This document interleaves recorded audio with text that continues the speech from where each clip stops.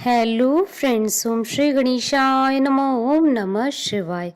आप सभी का स्वागत है आपकी अपने यूट्यूब चैनल पर। फ्रेंड्स, आज हम आपको इस वीडियो में बताने जा रहे हैं श्रावण मास की शुक्ल पक्ष की नाग पंचमी का शुभ मुहूर्त, पूजा विधि, महत्व, नाग पंचमी की पौराणिक व्रत कथा और नाग पंचमी के दिन किए जाने वाले उपायों के बारे में। फ्रेंड्स, वीडियो शुरू करने से पहले आपसे रिक्वेस्ट है, अगर आप हमारे चैनल पर नए हैं और आपने अभी तक चैनल को सब्सक्राइब नहीं किया है तो प्लीज़ सब्सक्राइब कीजिएगा चैनल को, साथ ही प्रेस कीजिएगा बेल आइकन को, जिससे नए वीडियो से रिलेटेड नोटिफिकेशन आपको तुरंत प्राप्त हो सके। और वीडियो पसंद आने पर वीडियो को लाइक और शेयर जरूर कीजिएगा ताकि सभी भक्तों को इस वीडियो का लाभ प्राप्त हो सके। और कमेंट बॉक्स में ओम नमः शिवाय जरूर लिखिएगा। नाग पंचमी का त्यौहार हिंदू धर्म में बहुत ही महत्वपूर्ण स्थान रखता है। इस दिन भगवान शिव जी की पूजा के साथ साथ नाग देवता की पूजा का विधान है। नाग पंचमी हर साल सावन मास की शुक्ल पक्ष की पंचमी तिथि को मनाई जाती है। मान्यता है कि इस दिन भगवान शिव जी की पूजा के साथ नागों की पूजा करने से काल सर्प दोष का प्रभाव समाप्त हो जाता है। भक्त पर शिव जी की कृपा होती है, उनकी सारी मुरादें पूरी होती हैं। धार्मिक मान्यताओं के अनुसार नाग पंचमी के दिन रुद्राभिषेक करने से सभी कष्टों से मुक्ति मिल जाती है।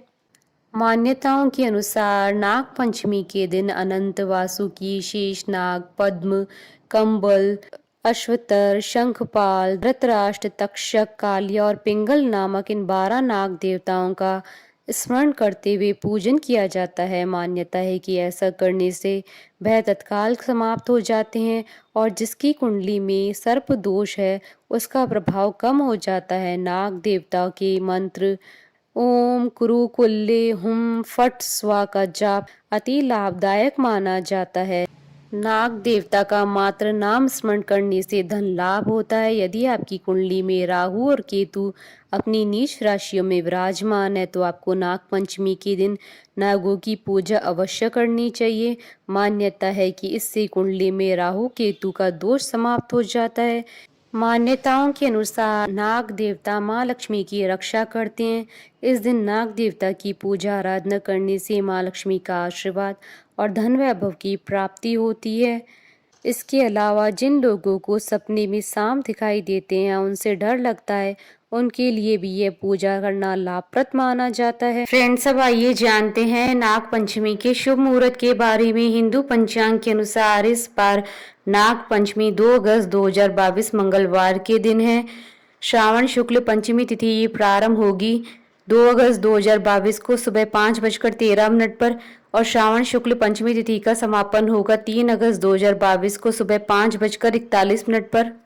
और पूजा का शुभ मुहूर्त रहेगा सुबह 5:52 से सुबह 8:32 तक। कुल अवधि 2 घंटे 41 है। फ्रेंड्स, अब आइए जानते हैं नाग पंचमी की पूजा विधि के बारे में। इस दिन भगवान शिव जी की पूजा करने से काल सर्प दोष से मुक्ति मिलती है।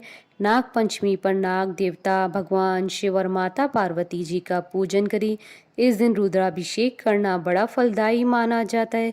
इस दिन ब्रह्म मुहूर्त में तांबे का सर्प बनवाकर उसकी पूजा कर शिवलिंग पर चढ़ाएं। इससे पूर्व एक रात उसे घर में ही रखें। आप जल, दूध, फलों के रस, सरसों के तेल, चने की दाल, काले तिल, शहद मिश्रित गंगा जल या फिर घी व शहद से भी रुद्राभिषेक कर सकते हैं।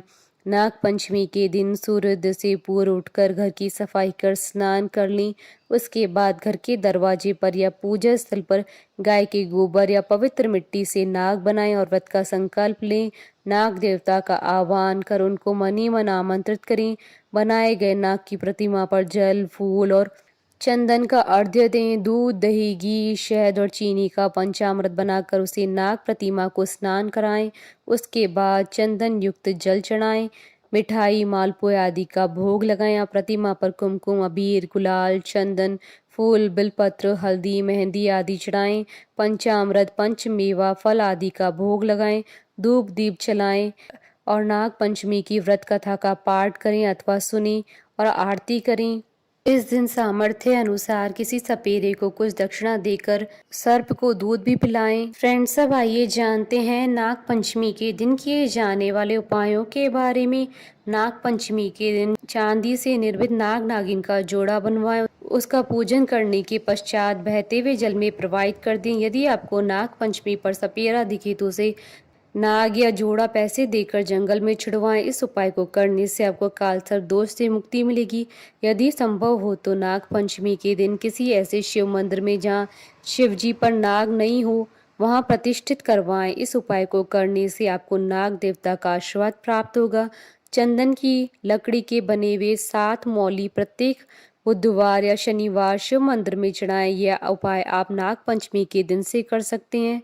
नाग पंचमी के दिन शिव जी को चंदन की लकड़ी या चंदन का इत्र चढ़ाएं और नित्य स्वयं लगाएं। ऐसा करने से आपको भगवान शिव जी का आशीर्वाद प्राप्त होता है। नाग पंचमी के दिन किसी शिव मंदिर में साफ सफाई जरूर करें। यदि संभव हो तो शिव मंदिर में किसी तरह का नवनिर्माण करवा सकते हैं अथवा मंदिर की मरम्मत या उसकी पुताई आदि का कार्य करवा सकते हैं। नाग पंचमी की पूजा में नागेंद्र हराय ओम नमः शिवाय मंत्रों का जाप अवश्य करें। नाग पंचमी के दिन भगवान शिव जी को प्रसन्न करने के लिए शिवलिंग पर विजया, अर्क, पुष्प, धतूरा, फल चढ़ाएं और दूध से रुद्राभिषेक करवाएं। फ्रेंड्स, अब आइए प्रारंभ करें नाग पंचमी की पौराणिक व्रत कथा। धर्म ग्रंथों में नाग पंचमी की 2 कथाएं प्रचलित हैं। पहली कथा प्राचीन काल में एक सेठ जी थे जिनके 7 पुत्र थे। सातों की शादी हो चुकी थी। सबसे छोटे पुत्र की पत्नी श्रेष्ठ चरित्र की थी परंतु उसका कोई भाई नहीं था। एक दिन सेठ जी की सबसे बड़ी बहू ने घर लीपने के लिए पीली मिट्टी लाने को सभी बहुओं को साथ चलने के लिए कहा तो सभी दलिया और खुरपी लेकर मिट्टी खोदने चली। तभी वहां एक सांप निकला जिससे बड़ी बहू खुरपी से मारने की कोशिश करने लगी। यह देखकर छोटी बहू ने उस सांप को मारने से रोक लिया। यह सुनकर बड़ी बहू ने उसे नहीं मारा और सर्प एक ओर जाकर बैठ गया। तब छोटी बहू ने उस सांप से कहा, हम अभी लौट कर आती हैं, तुम यहाँ से कहीं मत जाना।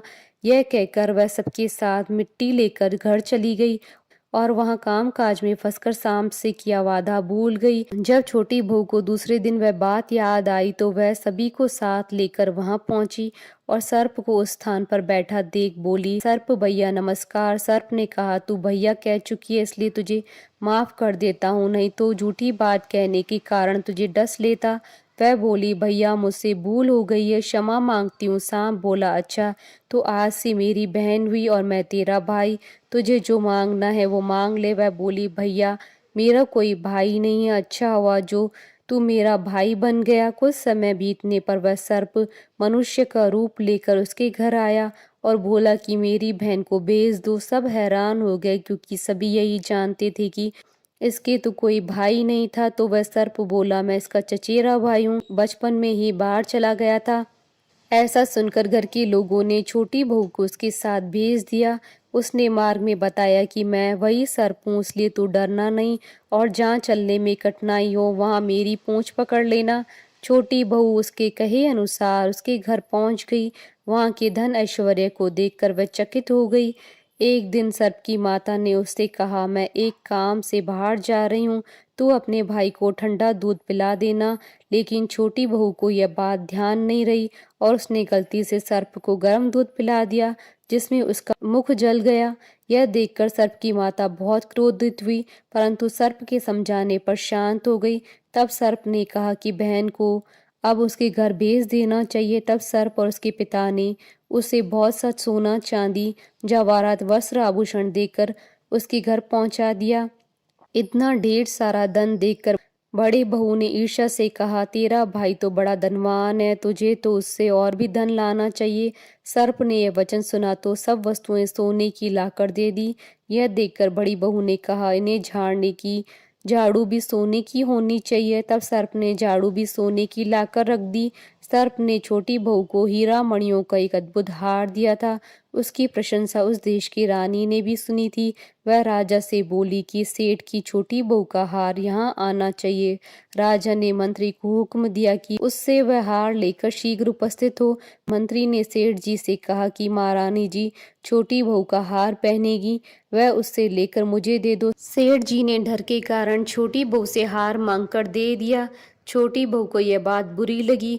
उसने अपने सर्प भाई को याद किया और आने पर प्रार्थना की, भैया रानी ने मेरा हार छीन लिया है, तुम कुछ ऐसा करो कि जब वह हार उसके गले में रहे तब तक के लिए सर्प बन जाए, और जब वह मुझे लौटा दे तब हीरो मणियों का बन जाए। सर्प ने ठीक वैसा ही किया। जैसे ही रानी ने हार पहना वैसे ही वह सर्प का बन गया। यह देखकर रानी चीख पड़ी और रोने लगी। यह देख राजा ने सेठ के पास खबर भेजी कि छोटी बहू को तुरंत भेजो। सेठ जी डर गई कि राजा न जाने क्या करेगा। वे स्वयं छोटी बहू को साथ लेकर उपस्थित हुए। राजा ने छोटी बहू से पूछा, तूने क्या जादू किया है, मैं तुझे दंड दूंगा। छोटी बहू बोली, राजन धृष्टता क्षमा कीजिए, यह हार ही ऐसा है कि मेरे गले में हीरो और मणियों का रहता है और दूसरे के गले में सर्प का बन जाता है। यह सुनकर राजा ने वह सर्प बना हार उसे देखकर कहा, अभी पहनकर दिखाओ। छोटी बहू ने जैसे ही पहना वैसे हीरे मणियों का हो गया। यह देखकर राजा को विश्वास हो गया और उसने प्रसन्न होकर उसे ढेर सारी मुद्राएं पुरस्कार में दी। छोटी बहू घर लौट आई। उसके धन को देखकर बड़ी बहू ने ईर्ष्या के कारण उसके पति को सिखाया कि छोटी बहू के पास से कहीं से धन आया है। यह सुनकर उसके पति ने अपनी पत्नी से पूछा कि सही बता, यह धन तुझे कौन देता है। तब उसने सर्प को याद किया। बहन को मुश्किल में फंसता देख उसी समय सर्प वहां प्रकट हुआ और कहने लगा, जो मेरी बहन के आचरण पर संदेह करेगा मैं उसे खा लूंगा। यह सुनकर छोटी बहू का पति प्रसन्न हुआ और उसने सर्प देवता का सत्कार किया। ऐसी मान्यता है कि उसी दिन से नाग पंचमी का त्योहार मनाया जाने लगा और स्त्रियां सर्प को भाई मानकर पूजा करती हैं। दूसरी कथा, किसी राज्य में किसान परिवार रहता था। किसान के 2 पुत्र एक पुत्री थी। एक दिन हल जोतते समय हल से नाग के 3 बच्चे कुचलकर मर गए। नागिन पहले तो विलाप करती रही, फिर उसने अपनी संतान के हत्यारे से बदला लेने का संकल्प किया। रात्रि को अंधकार में नागिन ने किसान, उसकी पत्नी, दोनों लड़कों को डस लिया। अगले दिन प्रातः किसान की पुत्री को डसने के उद्देश्य से नागिन फिर चली तो किसान कन्या ने उसके सामने दूध का भरा कटोरा रख दिया और हाथ जोड़कर क्षमा मांगने लगी। नागिन ने प्रसन्न होकर उसके माता पिता व दोनों भाइयों को पुनः जीवित कर दिया। उस दिन श्रावण शुक्ल पंचमी थी। तब से आज तक नागों के कोप से बचने के लिए इस दिन नागों की पूजा की जाती है। हमारे साथ इस वीडियो में अंत तक बने रहने के लिए आपका धन्यवाद। ओम श्री गणेशाय नमः। ओम नमः शिवाय।